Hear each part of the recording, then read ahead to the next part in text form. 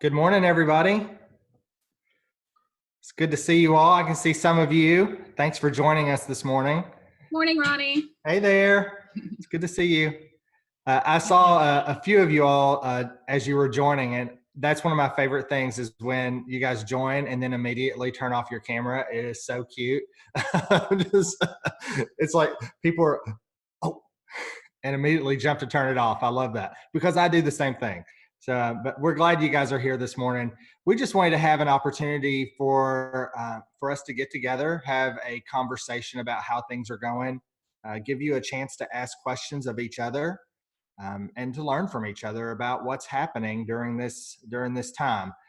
We're doing these throughout the fall semester. We have another one coming up in November. And we separated these out.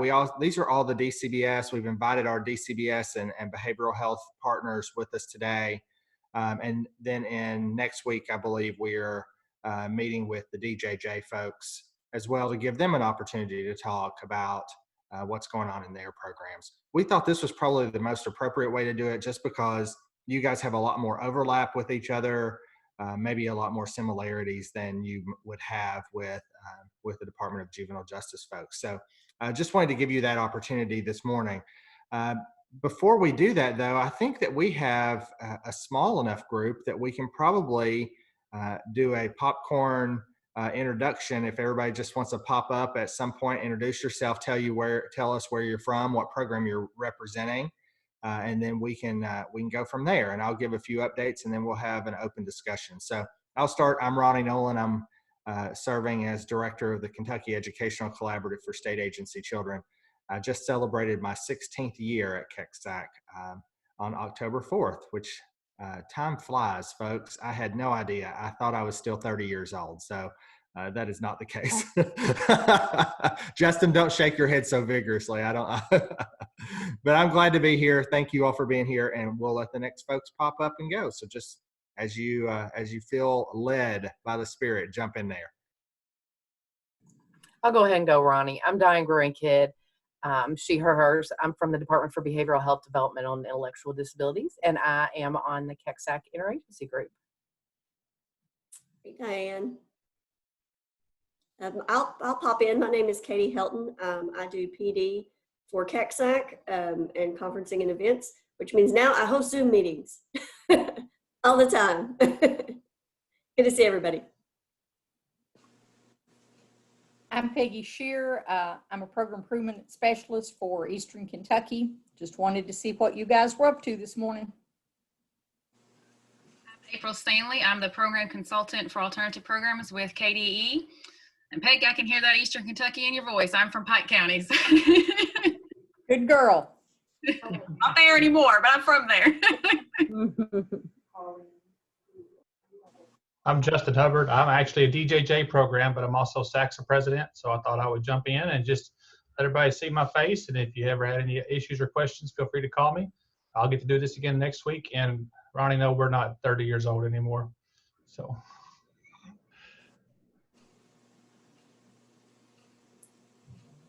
I'm Danielle Johnson from Jefferson County Public Schools. I am at the, DCBS Boys and Girls Haven. You know I'm at multiple programs. I am I'm the associate principal at Boys and Girls Haven. And Ronnie, yes, time does fly because this is my 25th year with KECSAC Programs.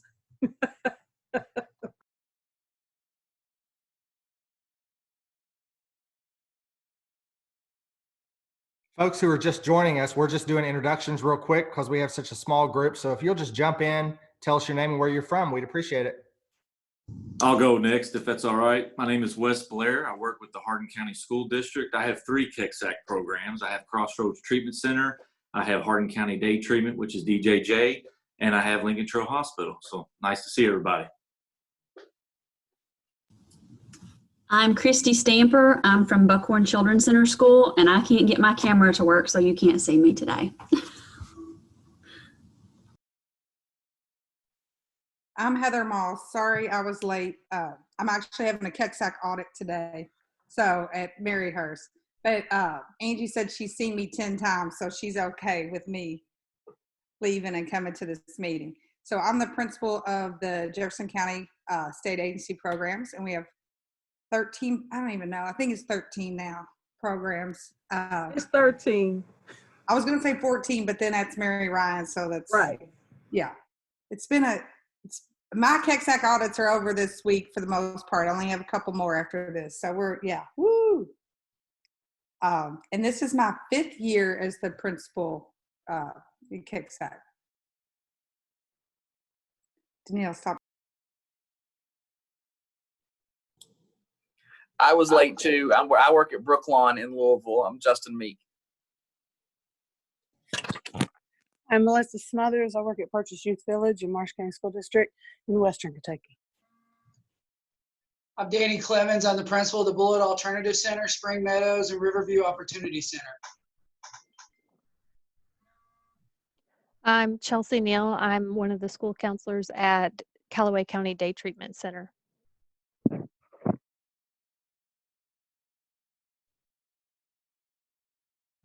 West Kentucky representing, yeah. All right, we have a couple of other folks on there, but I don't see them jumping in. Most of them have their phones on mute. I think most are joining by phone maybe. But we're glad you guys are here. Thank you for being here this morning. We're not going to take up the whole morning, but I do want to give you a couple of updates that are probably most pertinent for you guys. And then we'll get into a discussion about programs and where you guys are and what you're doing and what supports you need and how you can help each other. But the first thing that's probably, I don't know if it's on your all's mind as much as it is on my mind, but is around the budget situation in Kentucky. This is always a critical issue for us.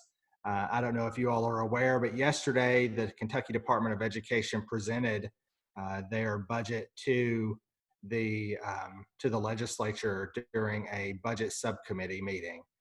In particular, they were asked to come and present their plan for reducing the overall budget for the Department of Education in light of the current economic situation in Kentucky as a result of the COVID-19 crisis and the pandemic. So they did a pretty extensive presentation around the budget for the department, which included a presentation about an 8% budget reduction. Many of us have talked about that before. We have mentioned that during our SACSA meeting that they had been asked for an 8% budget reduction. I'll share with you that based on that recommendation, what they have done is they have exempted SEEK from any budget reductions, which is the base funding for school districts. So that's been exempted from any of the discussions around budget reduction.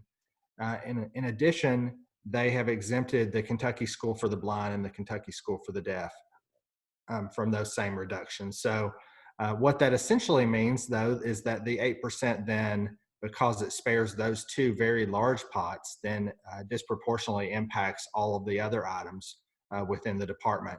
And so they did a presentation specifically around those items. They mentioned by name the Friskies program, which I know you all are all familiar with, the Family Resource and Youth Services Centers across Kentucky, as taking a very significant financial cut should the reduction actually come to fruition in Kentucky. So that was one of the ones they specifically mentioned by name, but they did make sure to share with the legislature and with others that these cuts could no longer be absorbed just within the Department of Education, as they have been during every other budget reduction up until this point. And what that means is that line items that are in the budget, like ours, will be impacted should this cut come through. And so one of the interesting things that they did is if they did an 8% budget reduction, I think it was somewhere around $49 million would have to be reduced from the department's allocation from the state.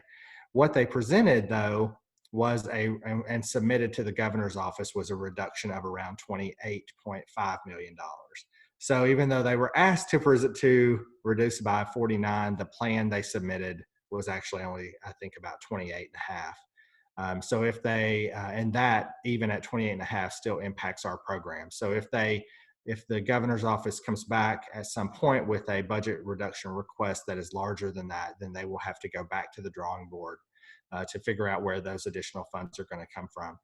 They did not get into specific line items about how much each line item was going to be reduced, but they did anticipate that it would be an 8% reduction in those. And so we've talked about this in the past. You all know that we have set aside funds in our budget anticipating a budget reduction, but that set aside has only been at about 4.5%, 4.7%. So if it's anything larger than that, then we will have to look at additional ways to reduce those budgets. That does mean that we would reduce internal administrative budgets. Obviously, in our office, we would certainly do whatever percentage is asked of anybody else. We would do that. We would never ask our school districts to do a budget reduction that we were not also subjected to. So we would first look at our internal administrative budget, but I'll just share with you our internal administrative budget is very small compared to the overall allocation. So there's not a lot of meat on the bone there, but certainly we would look at that first and start addressing there before we move to school districts. As I told you during our SACSA meeting, though, we did include in the MOA a note or contract for this year that there is a clause in there that should the state reduce our budget to a point where we could not absorb that internally, that we may have to go back to school districts and recalculate the distributions to school districts for this current fiscal year. And I know that puts all of us in a very difficult situation and not in a place where any of us want to be, because we have already budgeted, as you all have, everybody has, we have budgeted for those funds. And so it is our hope and our prayer, honestly, that the budget reduction is not more than what we can absorb internally through our set-asides already. But I think that we all have to be prepared for what that means if it is more than that. And I have said this to you all before as well, that I think part of this is all part of a negotiation as well about federal relief funds. And we know that the federal government is currently negotiating additional coronavirus relief funds down to states. And what that may look like, we don't know yet. There's been lots of discussion about additional direct payments to folks. I know, I think most folks got a $1,200 check from the federal government in the spring. There's discussion about that again. But I think one of the priorities in there is relief to state budgets across the country to fill in the gaps that have been created by the economic crisis that's resulted from COVID-19. If that is the case, and those funds are allocated to Kentucky, then that reduction of 8% I think could be less than they're talking now. And so what we're working towards and advocating for is that federal relief funds be provided to the state, along with other states that are feeling the impact of this as well. So all of this will continue to play out over the next several months. I don't know when we'll have a resolution to this. I don't know if or when the governor's office will actually do a budget reduction requirement rather than just a request for a plan. But should that happen, then obviously you all will be notified immediately. We'll get that out to everybody so that so you're aware first, immediately what's happening, and then we'll put into place our plan for how we'll address that. So just wanted you all to be aware of that as well. Do you guys have any questions about kind of where we are with that now, or kind of thoughts about where to go from here?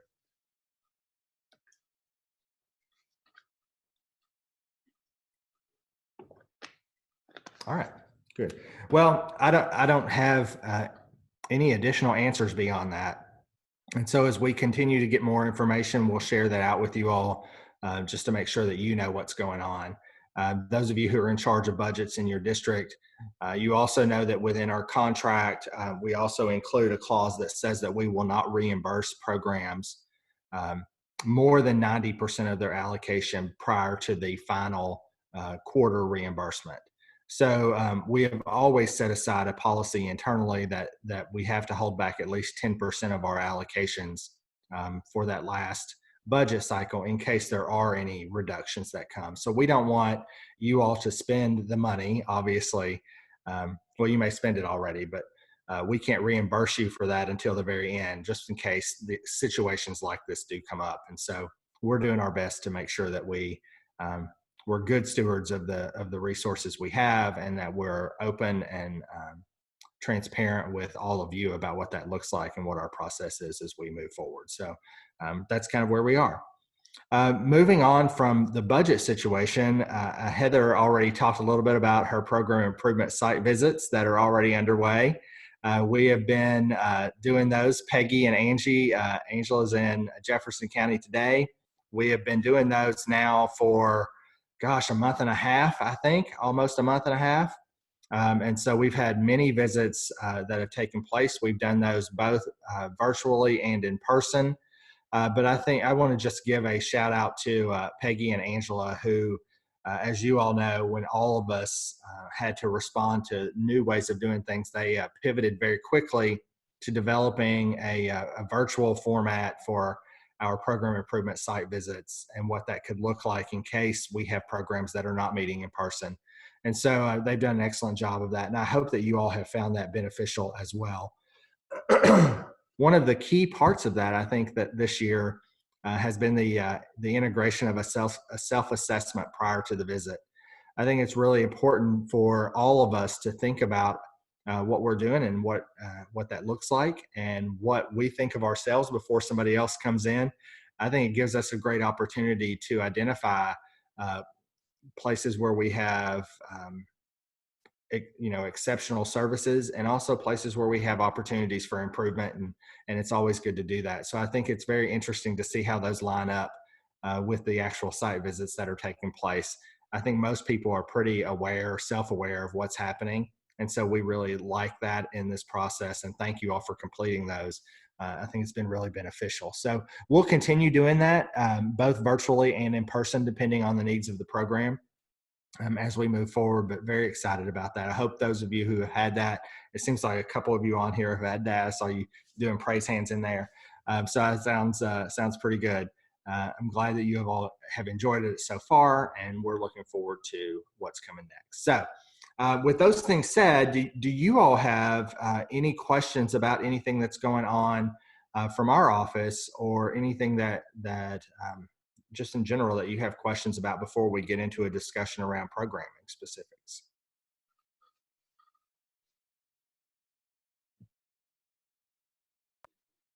Ronnie, I have a question, but it may come up in the program specifics. Go ahead. So I don't want to necessarily jump ahead, but I'm curious for the people who are back in person, and you and I have talked about this, like how you're following all the CDC guidelines, and specifically around sanitation and in the environmental factors when, like, you're in someone else's building and you don't have a maintenance person. Like, that's our situation in JCPS. So if I'm in, a DJJ facility or hospital or a DCBS program, residential program, they may have a maintenance person or something, but they don't necessarily have a daytime custodian like I would if I was in my own JCPS school. So we're having some concerns on how we're going to handle that sanitation and cleaning. So I'm just curious what everyone else is doing. Okay. We have several programs on here who operate educational programs inside the buildings of their residential partners. So I think Melissa there, Wes has that as well. Miss Brewster has that situation. Looking around, some other folks. So feel free to jump in and talk a little bit about how you guys are addressing that issue in your facilities that are not owned by the district.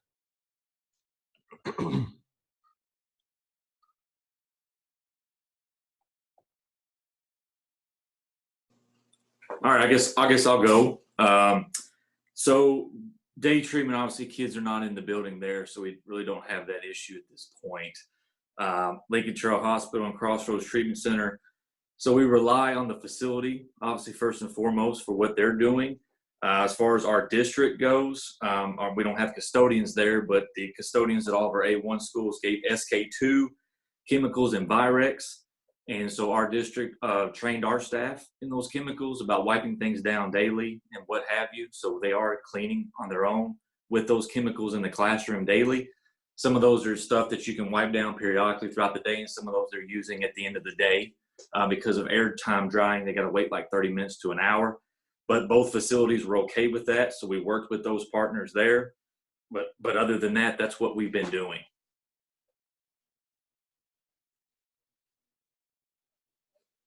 Thanks, Wes.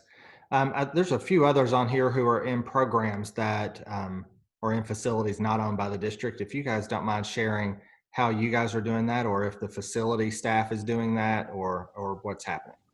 Ronnie, it's Christy from Buckhorn. We're in that situation. We don't own the building, but we're straight across the street from the public school. So all of the custodians are housed there. They clean in the morning, even though we only went 4 days, and then we were put back on NTI. They sanitize in the morning.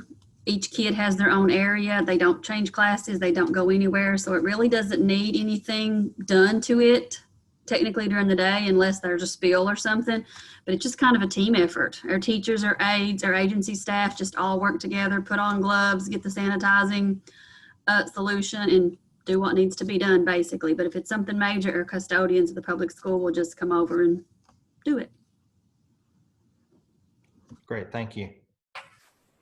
This is Melissa at Purchase Youth Village, and we're currently in person with 2 or 3 of our pods right now, but our kids live here. So we have a full-time janitor that's here. The medical techs that stay in the classrooms with them for behavioral needs are trained on how to do all that. They stay in a classroom all day before they go back to their pods at the end of the day. They do eat lunch in their pods, but it is disinfected by the janitor and the medical techs.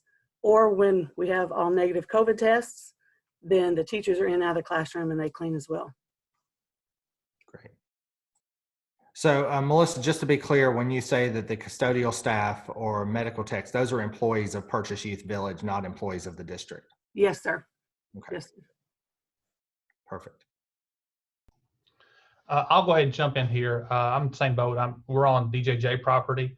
DJJ takes care of the bigger cleaning per their schedule, but each day, 3 times a day, I go in with my handy dandy spray bottle. Our kids are assigned a designated desk area. I spray before they ever come in the morning. They're at that desk area till lunch. When they go back for lunch, I then go back in and spray where everybody's been.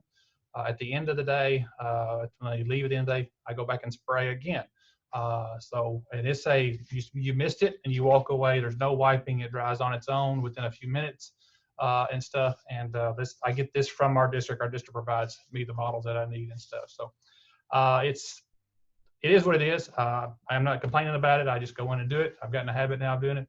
And so it just takes me a couple of minutes, and it allows me. My teachers are not permitted to be here right now. So I'm I'm the copier repair guy. I'm the cleaner. I'm whatever. So, I'm surprised I haven't got a copy text yet, but anyways, so yeah, it's not a big deal. It takes me a couple of minutes to walk around, and it allows me to get the room up and running for the morning. And so I just do it and stuff. So it gets me out of my desk chair, even just for a few minutes. So. Thanks, Justin. So Heather, it sounds like based on the different programs we have a pretty good mix of how things are being done. Some of the programs have, district staff who are doing that, including the teachers in the classroom who are trained, but others, primarily if there's a custodian, then that is a facility person or a treatment partner employee rather than the teacher or the school district providing those in the facility. So a pretty good mix of that, I think you heard this morning. So I know in Jefferson County, you guys are a little bit different in that you guys have a very complicated, maybe is the word, I don't know, complicated contract about who can do what and kind of what that looks like. So I know that you're working around some other issues there that other districts may not be working with as much. Elizabeth Brewster, Ann Brewster, over in the comments section, they have a person that comes in the morning, It's a Ramey E-Step custodian. They come in the morning and clean the classrooms. Then they have wipes and hand sanitizers in all the classrooms all day. And they are in person every other day so far. So that's kind of where they are at Ramey, which is one of the larger programs that's out there. So there you go. So how many of you are doing, if I can, either in the comment section or by a show of hands, how many of you are in person right now?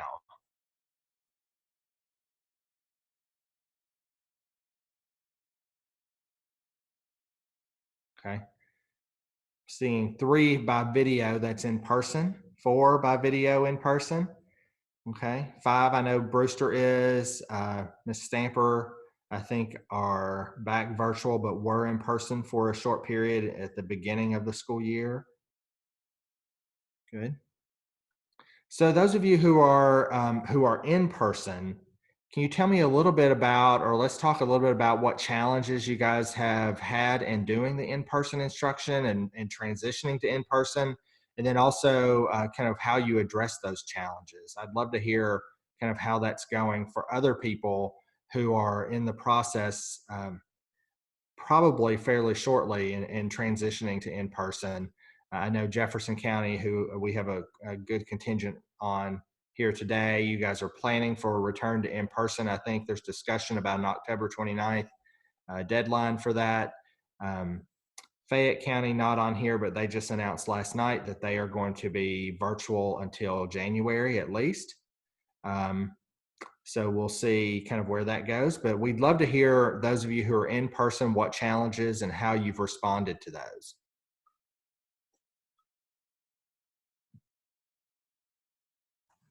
This is Melissa at Purchase Youth Village.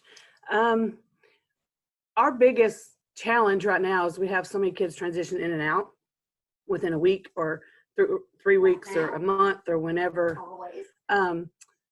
So they have to have a negative COVID test, and that has to be on one of our desks before the kid is allowed to be in with the classroom, because they stay in the pods with a group of kids. Or they have to be quarantined 14 days. So if they come in and they stay in the pod, then that whole pod has to be quarantined for 14 days or until we get a negative COVID test. So we do a lot of Zoom. We do a lot of thinking we're coming in person. We get here, there's a new kid without a test. So then we Zoom our full group meetings. We do one-on-one Zoom. The kids love it. I think they like it both ways. They like to see the teachers in the classroom.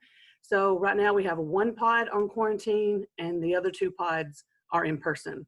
So it's just every day it's just different every day.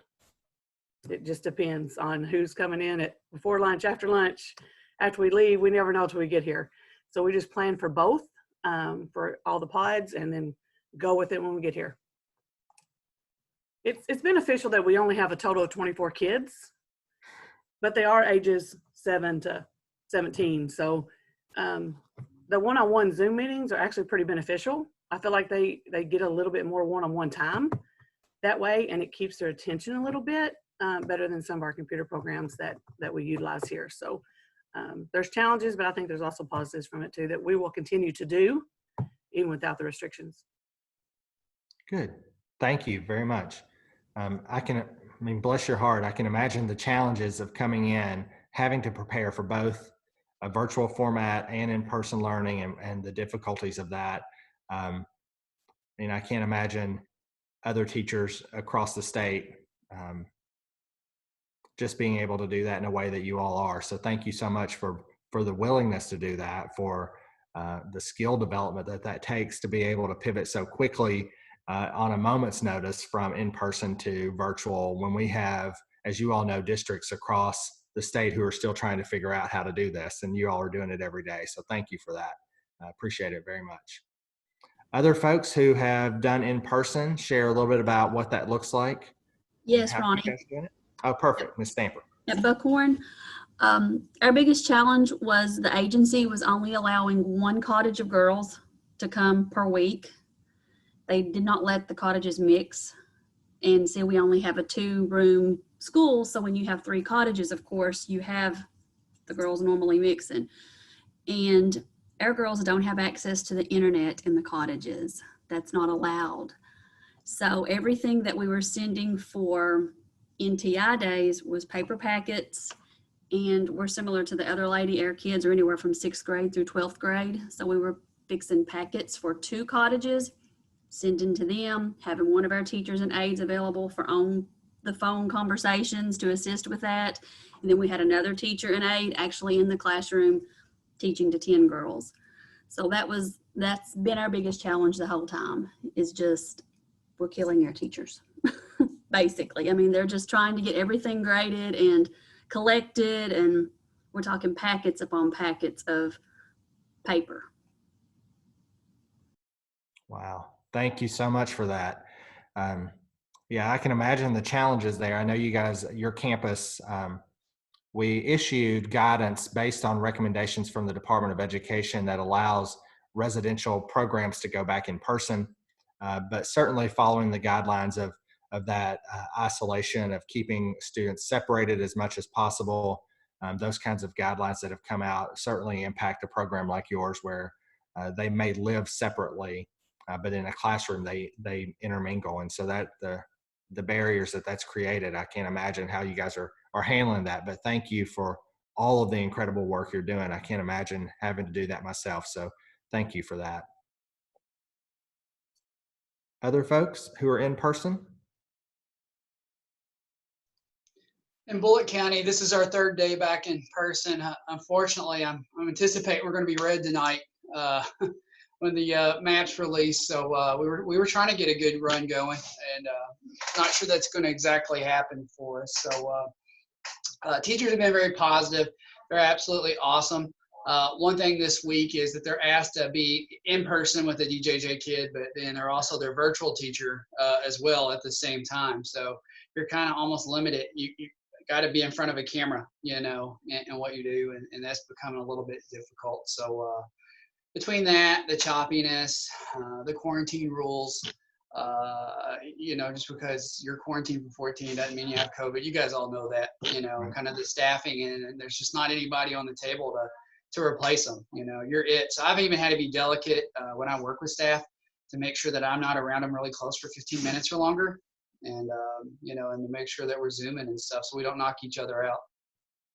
Yeah, that's critical. Thank you for that.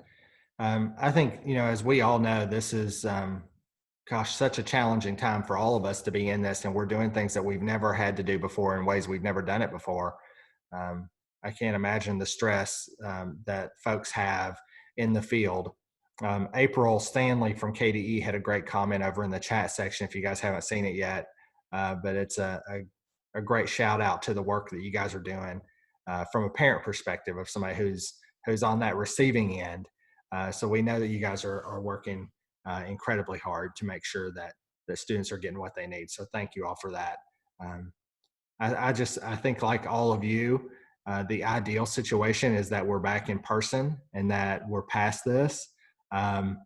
You know, because this is not something that any of us trained for. I mean, you didn't go through a teacher ed program and receive training about how to handle situations like this and how to handle instruction in this way.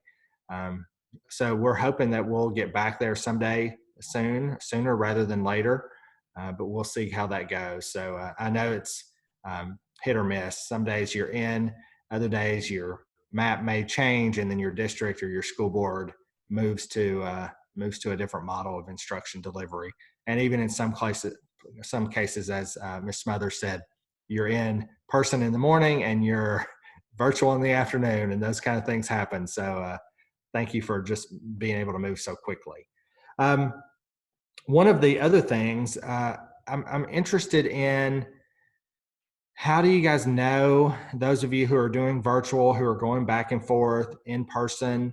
I think one of the big concerns that we've seen expressed, especially from the legislature and from other groups across Kentucky, including teacher groups through the Department of Education, counselor groups, and others, is how do we know if students are learning? How do we know if any of this is working?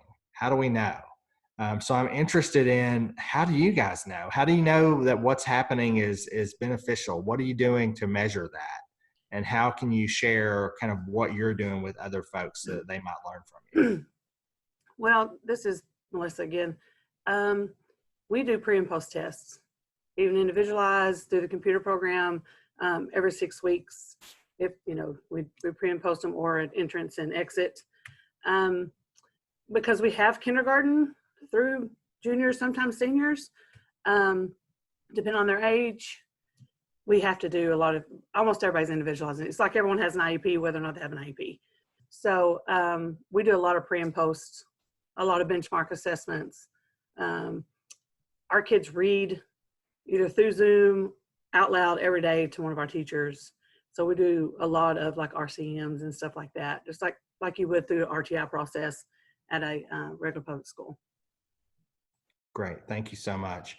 And the reason I asked this, one of the things on one of the counselor listservs yesterday, I don't know if many of you are on the counselor listservs out there. Chelsea might be as a counselor out in Callaway County, but one of the discussions was about students, and this was more in a traditional learning environment, but the discussion around the incredibly large number of students who are not producing any results, who are not doing any work, who are failing nearly all of their classes, and that it's a huge concern, I think, for especially counselors across the state about how do we intervene, what kind of interventions do we do? And so it led me to think of how do we know if our students are doing well in our programs? And so I'd love to hear more thoughts about that.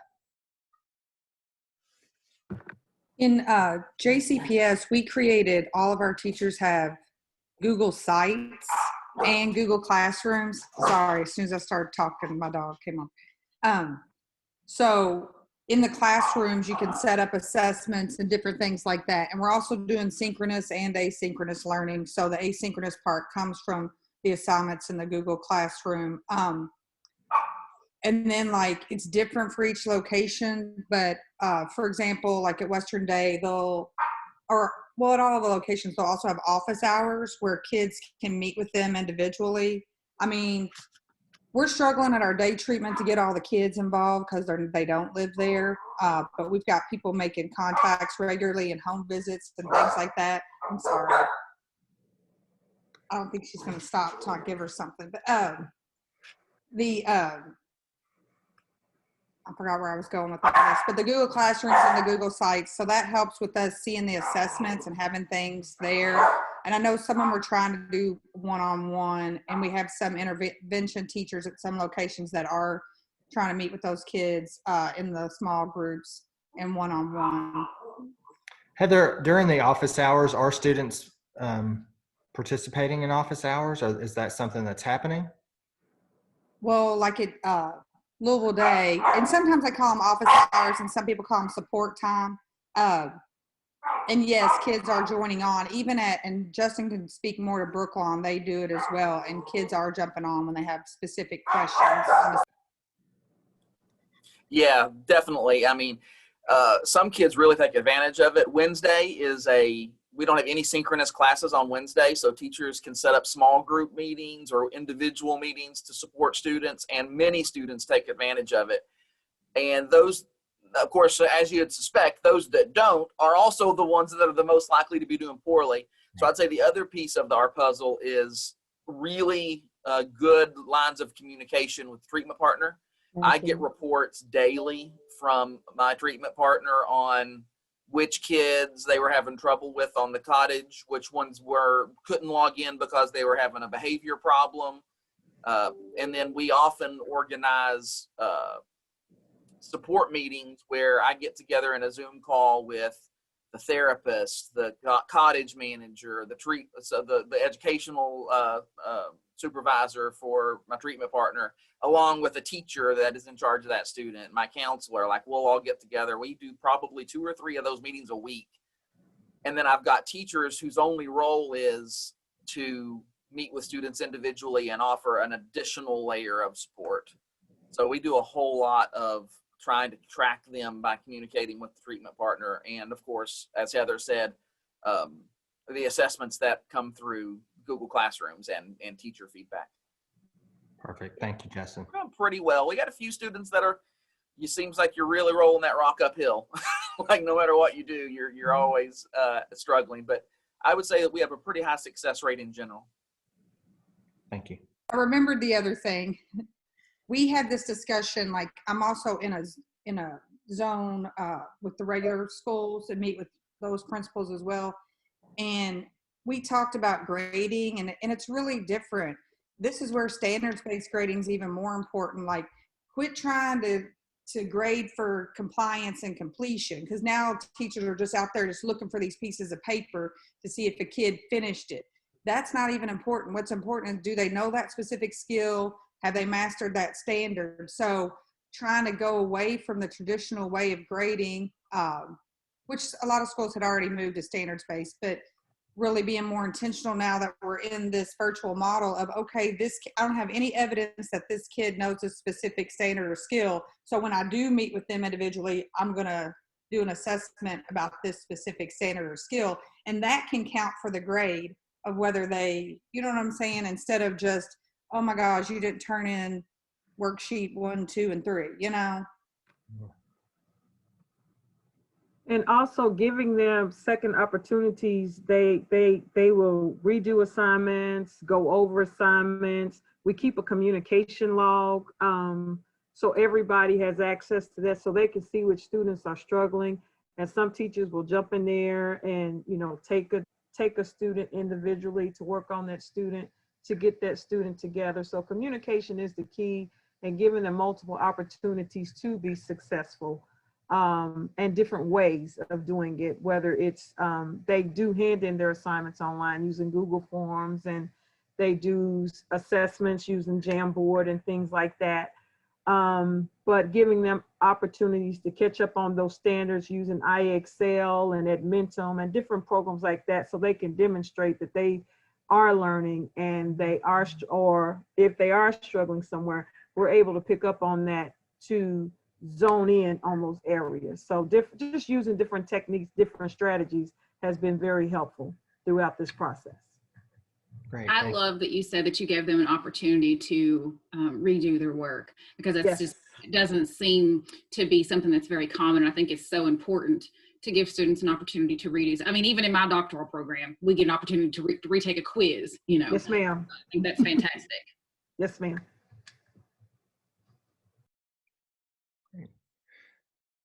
Other things I'll just add, if you're not watching the chat over there, just Ann Brewster from Ramey, just a reminder, I don't know if you guys know, but you know, they're all in person.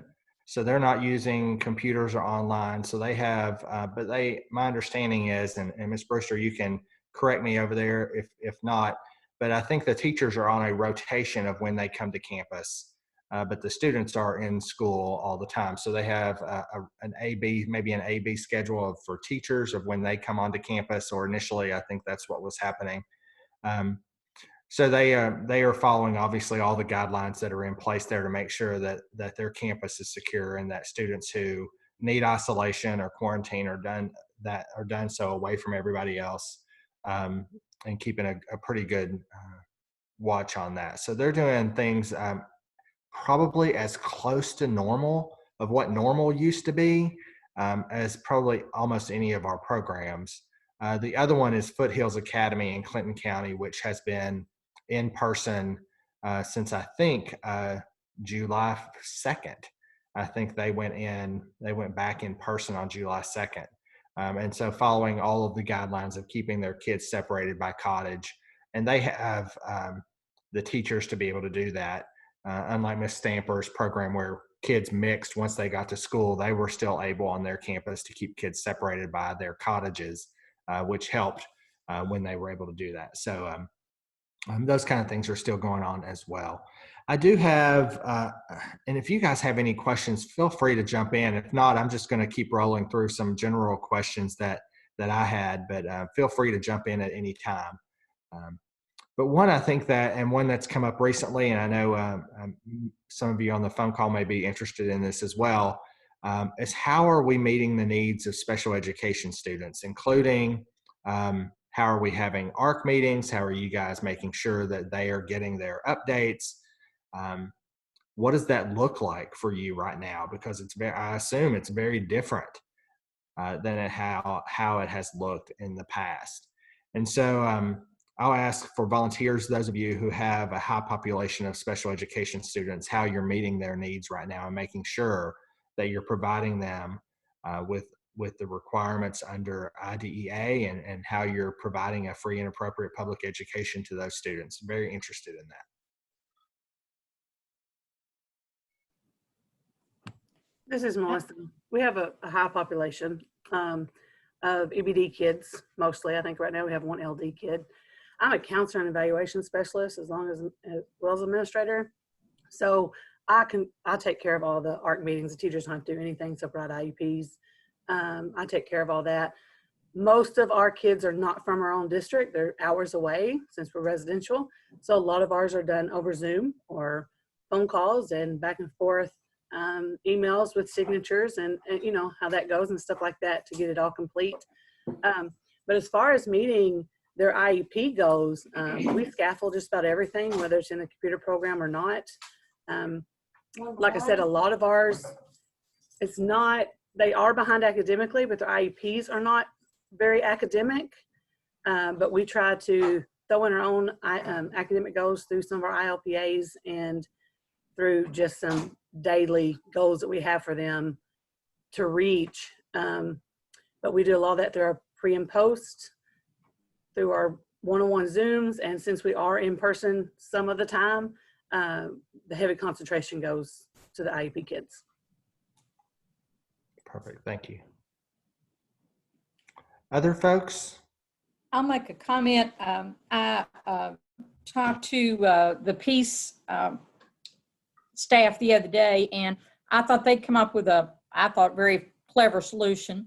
One of their counselors has made a spreadsheet, and there's a section where the teachers can individually put in information about how the students been accommodated, on what kind of lesson they've been accommodated, what kind of contact they've had with them, if they're, everything you could imagine about that particular kid. And it was viewable by everyone who had contact with that student. So they knew what other people were doing, and so they knew whether the kid was performing with that accommodation and how well those accommodations were being received.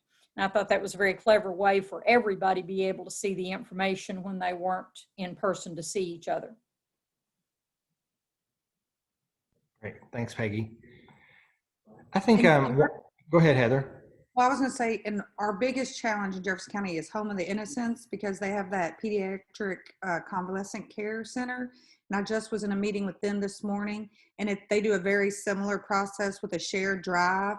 And it's even shared with the teachers at the conference. Like, some of the kids go off campus, so it's even shared with, like, let's say Shawnee High School, because they have kids. So that teacher, and our biggest issue is with related services. So like the PT, OT, speech, all that, making sure that they all have access to that data. And so like my teacher at HOTI is providing the services, let's say, with live instruction. And then the HOTI respiratory therapist is providing the on-site care. Then all the strategies and all the information is coming from all these resources in this shared drive, very similar to what Peggy said they're doing at Peace. So that's worked out really well. And we're still doing, I think what Melissa had said, our meetings are via Zoom because we're not in person, or Google Meet or Microsoft Teams, whatever format people want to use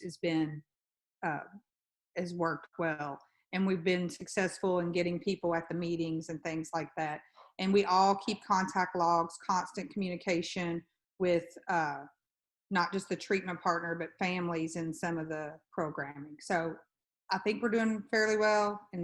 And what Justin said, pulling and having those one-on-one and small group is a lot of time with the students with IEPs.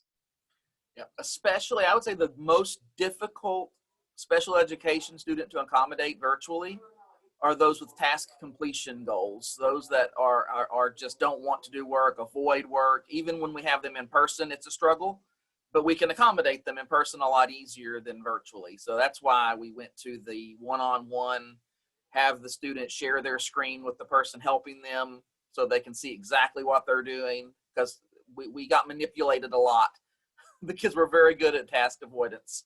So that's where we tried small groups, and that didn't even work. There was too many privacy issues, and you'd work with one student and the other 4 were off. So now we're in a one-on-one situation with our most challenging task avoiders. And again, to what Peggy was saying, we've way increased our documentation requirements from teachers on delivering SDI, delivering accommodations, and documenting that they're doing it. Perfect. Has there been any particular challenge around a kind of an accommodation on an IEP that is not something that can be delivered virtually? For example, I know that some of the IEP, some of the questions we had early on was, well, let's say their IEP says they have to have a one-on-one person with them all day during instruction, or if they have to have certain things. Or have you guys hit any roadblocks or barriers with that kind of thing?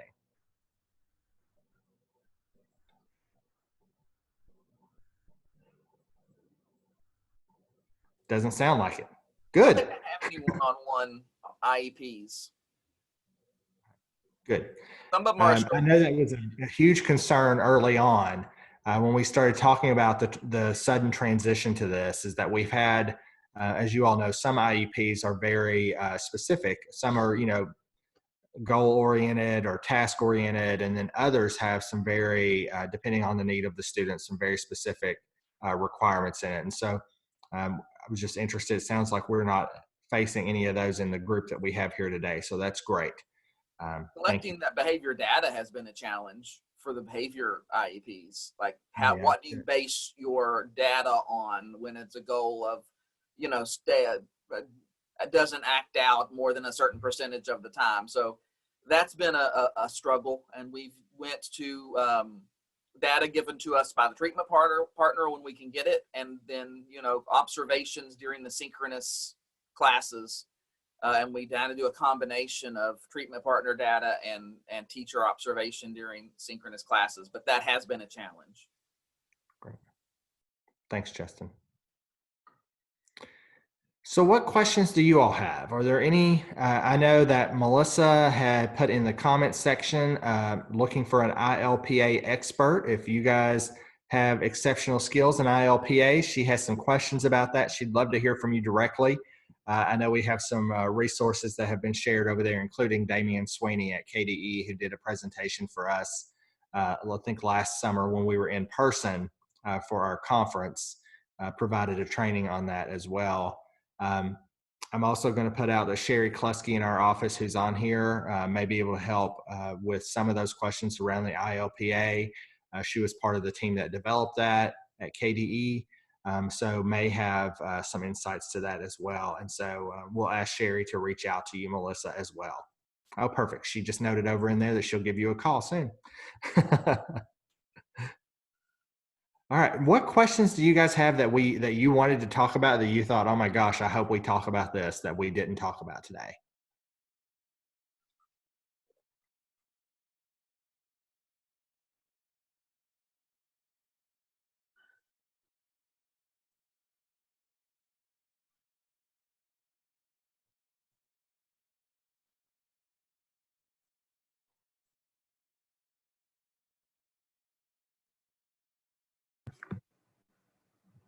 Well, if you live in Jefferson County, would you please vote? It's on the back of the ballot. We need for you to vote yes for JCPS. Please support JCPS schools. Just thought I'd throw that in there.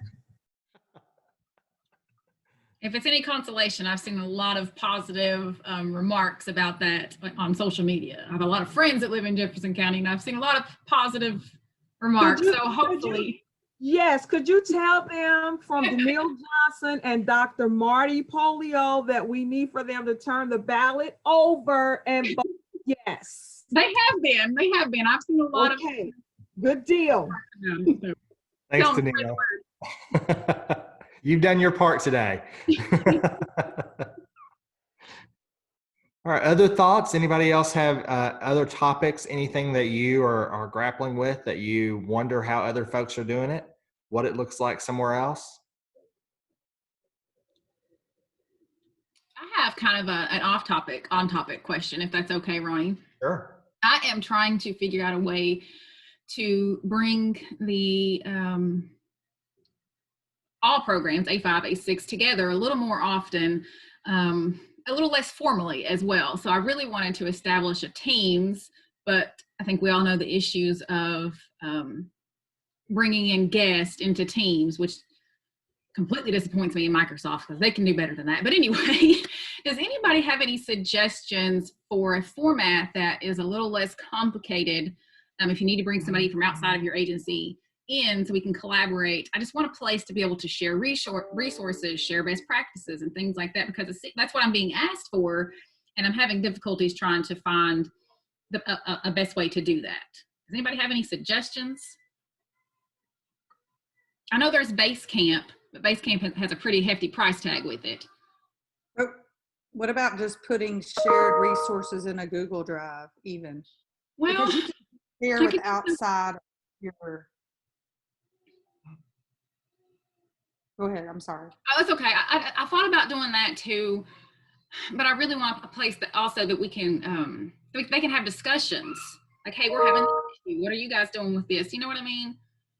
That's what you can do that in a Google Classroom too. You can have, like, people can make comments and go back and forth.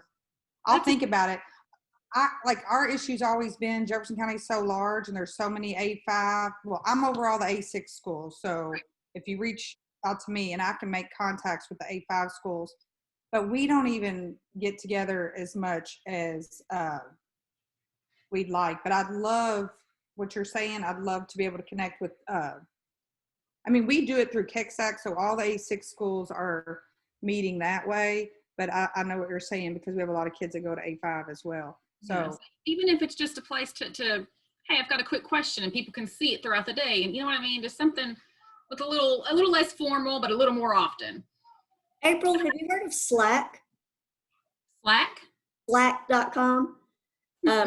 A lot of office teams use Slack to communicate, and it's informal chatting, and you can form whatever channels within it. My friends use it. We have different channels for different topics. So can I put like resources and stuff in there as well? You can put files in there. I'm pretty sure if it's a free account, you're going to be limited to the file size, but you could definitely like put links to a Google Drive in there. And it's just an informal, ongoing conversation. And I know a lot of people do use that both for work and personal connection. Okay. I love Teams, but the functionality is just not there yet to share across agencies, which again is so disappointing. But I'll check that out. Thank you, Katie.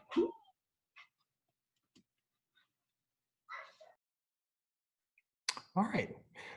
Well, not hearing any additional topics, I just want to thank you guys so much again for all the work you're doing, but also for joining us this morning. I know that we're taking an hour out of your day, but I hope you found this beneficial and learned something from each other.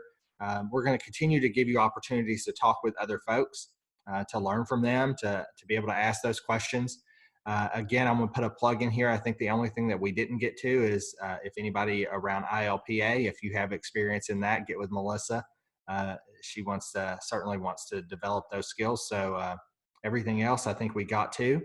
And I thank you guys for being here. And we look forward to seeing you again in just a short time. We'll be back together again to have additional conversations. So thank you for being here. And always know that our office is available. I say that jokingly now halfway because our offices are closed.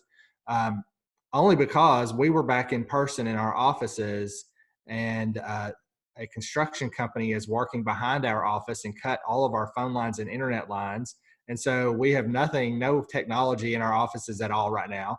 And so we're working remotely, but we're still available. So email, feel free to shoot us an email and we can respond to that if you ever have any questions or needs. But thank you all for being here. And it is 9:59. We kept it right to an hour.